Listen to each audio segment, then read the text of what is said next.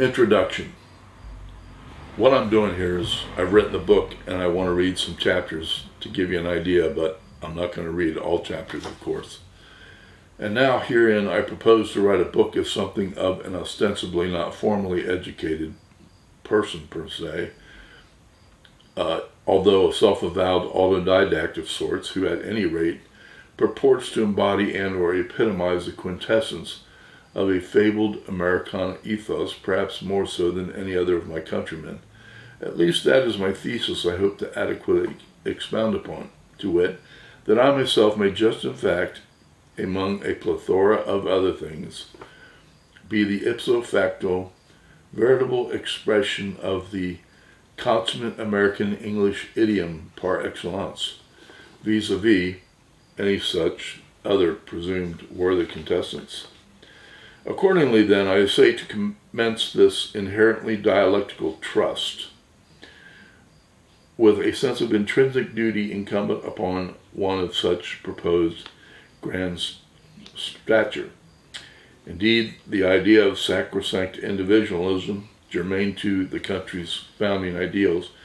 should be seen to behoove one who so posits himself to be an outstanding example within this category, to venture forth to not only reveal the very existence of such as myself, but express worthy opinions decidedly based upon a byproduct of very Western civilization itself, as it has both formed and informed the nature and makeup of so representative a character of the same, is one fundamental basis of my argumentation herein laid out. But it should be stated at the beginning of the dissertation that I would claim to be comprised of a much more multifaceted constitution, that the mere fact of my basic essence of fundamentally consummate Americanism, which argument is therefore intended to be made as the substantive basis and underpinnings of a more expansive relevance into a multiplicity of other fields of endeavor, applicable to the overall comprehensive approach with which I wish to unfold, pursuant to my aims to be revealed thereby. Inasmuch as I myself have spent many decades in study and contemplation on a variety of topics and subjects, in preparation for who knows what opportunity might someday present itself,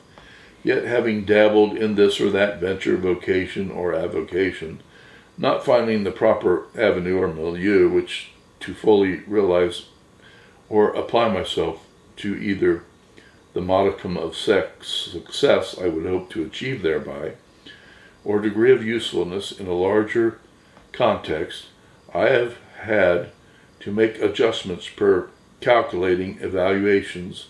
as to what seemed to be worthy of discarding versus that which seemed to warrant more focus and energy thereto. The main thing, I think, is the ability to articulate the necessary communications touching any such certain discipline one is inclined to pursue, toward achieving satisfaction that one's highest aspirations are fully justified vis-a-vis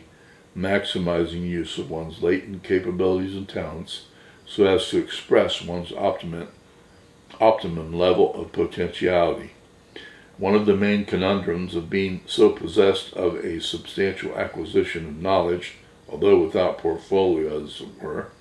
is the challenge and handicap one is under to overcome impedimenta of not having decisively formal accreditations,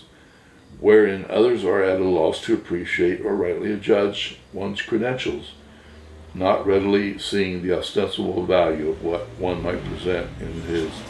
essential makeup and armory. Therefore, creative avenues must be devised in order to reveal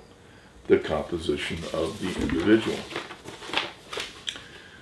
pursuant to others ascertaining the degree that someone may, in my case, be comprehensively outfitted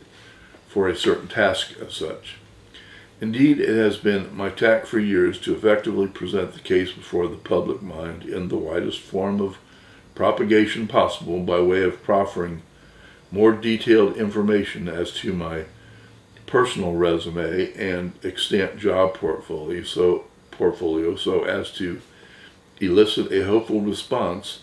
from the most educated and astute observers to obtain a general consensus as to how I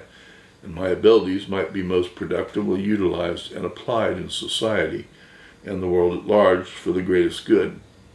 To in effect say, here's what I have to contribute. How then may I be of greatest service to the common weal, so as to best be employed toward that, in my view, noblest of ends.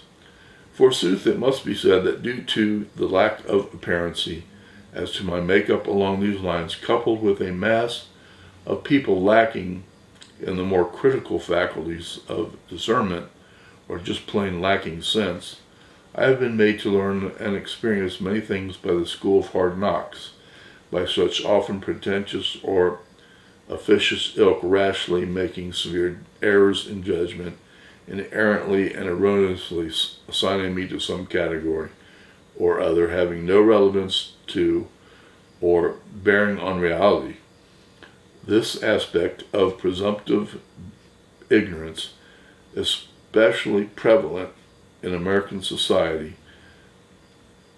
in certain vectors of our citizenry, is a most damaging miscarriage of justice and borders on the de facto criminal negligence by such, attributable to all in my view, reprehensible assailants tantamount to outright treason against not merely the sacrosanct American ethos itself, but the very moral foundations of our order. So then I engaged to write a book to both reveal my own personal qualifications and to set the record straight. This factor is indicative that I have happed upon this special modality as something as an avowed wordsmith,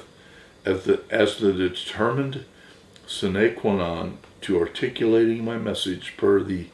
agency of words, first through writing in hopes perchance of getting published, and then, perhaps more importantly, through the art of public speaking, if so be my ideas may be found to be of any serious interest on some such level. Through the extensive plethora of my dabblings and studious refinement,